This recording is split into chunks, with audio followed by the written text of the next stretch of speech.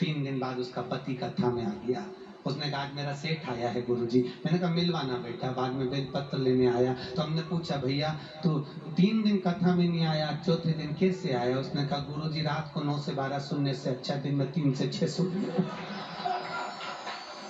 पूरी रात ही कथा ही सुना। करूं तो करूं, तो इसलिए मैंने सोचा कि आज दिन में चले चलो, रात को बैठेगी भी कथा चालू कर देगी। तुम भी एक नियम बना लो, रात को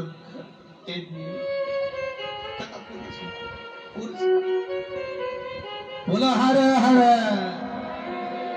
कितना गया, कितना आया, कितना दिया गया, कितना लिया गया, ये सारा हिसाब पद्मावती के पास, सारा हिसाब। समय आया, आगे वर्णन किया है महाराज। पद्मावती के चरित्र का वर्णन करते हुए चैत्र मास की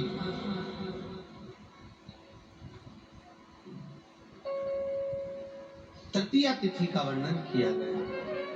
कौन से महीने की? चैत्र मास की तृतीया तिथि। चैत्र मास में तृतीया तिथि को पद्मावती का चरित्र का स्मरण कराते हुए कहा है कि पद्मावती अखंड सौभाग्य को धारण करें। 8 सौभाग्य सूचक वस्तुओं का जो दान करता है वो जीवन में कभी विधवा नहीं होता। महाराज वो 8 वस्तुएं बताई हैं। पहला कुमकुम, दूसरा पुष्प, चाहे लाल हो चाहे सफेद हो चाहे पीला हो, पुष्प कोई भी। तीसरे नंबर पर है चंदन, चौथे नंबर पर है तांबुल, 5वें नंबर पर है काजल, 6ठे नंबर पर है ईख। क्या बोलते हैं यहाँ पर ईख को? क्या बोलते हैं? गन्ना, ईख। 7वें नंबर पर है लौंग, खाने वाली जो लौंग होती है, लौंग। और 7वें नंबर पर है, 8वें नंबर पर है जीरा, जीरा। ये भी सौभाग्य सूचक है। कहते हैं चैत्र महीने की तृतीया तिथि को बिना नमक का भोजन कर कर, सुबह बिना नमक का भोजन करें, एक समय फलाहार करें बिना नमक का, और तुला दान के बराबर एक पलड़े में अपन बैठकर 8 वस्तुएं तुला की रख कर जो दान दे देता है वो नारी कभी विधवा होकर नहीं जाती। 7 जन्म तक अखंड सौभाग्यवती रहती है। अखंड सौभाग्य, 7 उसकी अखंड, उसकी अखंडता। 8 वस्तुएं बताई गई। कितनी वस्तुएं? 8। इसलिए हमारे यहाँ जीरे को भी सौभाग्य सूचक कहा गया है। 8 वस्तुओं के नाम फिर से लिखेंगे। कुमकुम, पुष्प, चंदन, तांबुल, काजल, ईख, लौंग और जीरा। लौंग और ये 8 वस्तुएं सौभाग्य सूचक है महाराज।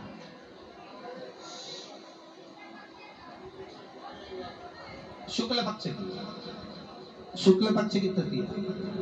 8 वस्तुएं सौभाग्य सूचक होती है महाराज। इसका दान निश्चितता में किया जाता है। ये उसी तरह है जैसे किसी लड़का या लड़की का विवाह नहीं होता तो स्कंद पुराण कहती है कि तांबुल में जीरा रखकर, जिस लड़का लड़की का विवाह नहीं होता, बहुत समय हो गया, 30 साल का हो गया, 40 साल का हो गया, संबंध नहीं हो रहा है, तो तांबुल के अंदर सौंफ की जगह जीरा रखकर, अगर शिव मंदिर में अशोक सुंदरी की जगह, अशोक सुंदरी आपको बताइए ना कहाँ होती है, मालूम है आपको?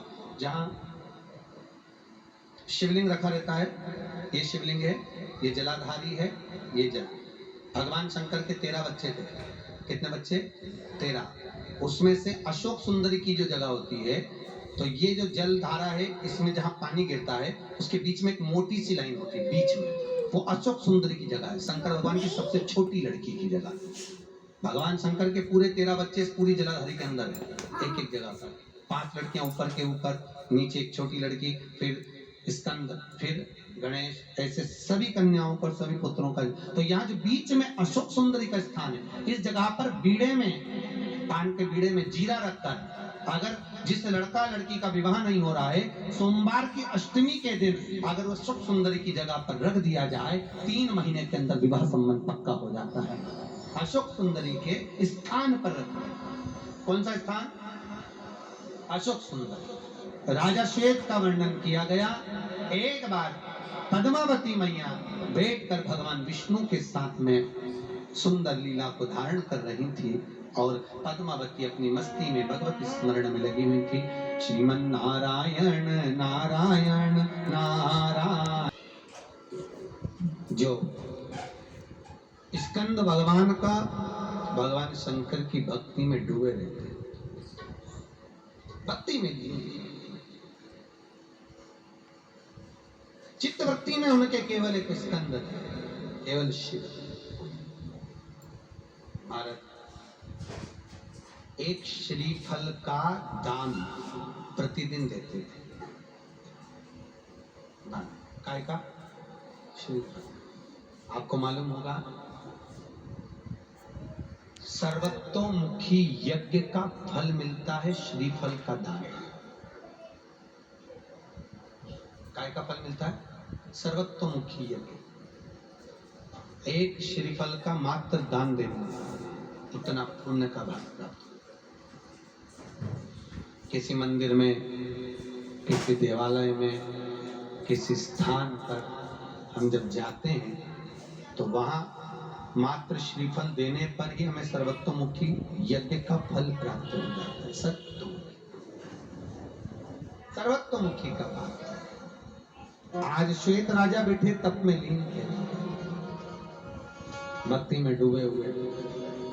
समय आया, भगवान की भक्ति में डूबे हुए राजा श्वेत शंकर के मंदिर में स्कंद भगवान के स्मरण में डूबे हुए थे। समय आया, एक बार उनको अंतिम समय था, यमराज बंदी बनाने के लिए आया, ले जाने के लिए आतुर हुआ, पर भगवान स्कंद की भक्ति और शिव की भक्ति में डूबे थे, इसलिए राजा धर्मराज भी दरवाजे पर आकर पत्थर का रूप धारण कर खड़े हो, भीतर प्रवेश नहीं कर। समय आया, काल को भेजा गया। काल आकर खड़ा हुआ। शंकर भगवान ने कहा, काल तू मेरी कथा में आने वाले का, मेरा भजन करने वाले का तो स्मरण नहीं कर सकता, उसको ले जा नहीं सकता। काल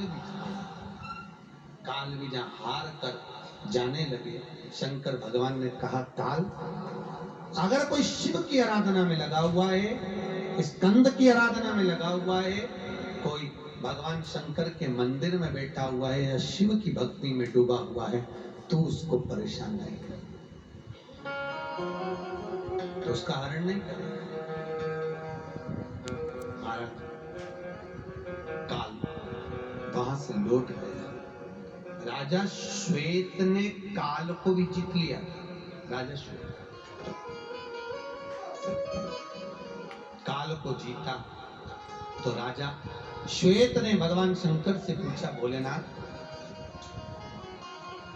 जीवन में समृद्धि को पाने के लिए, वैभव को पाने के लिए या भक्ति को पाने के लिए हम किस चीज को समर्पित करें जिससे देवता हमारे अनुकूल, हमारे सुख को प्रदान करें।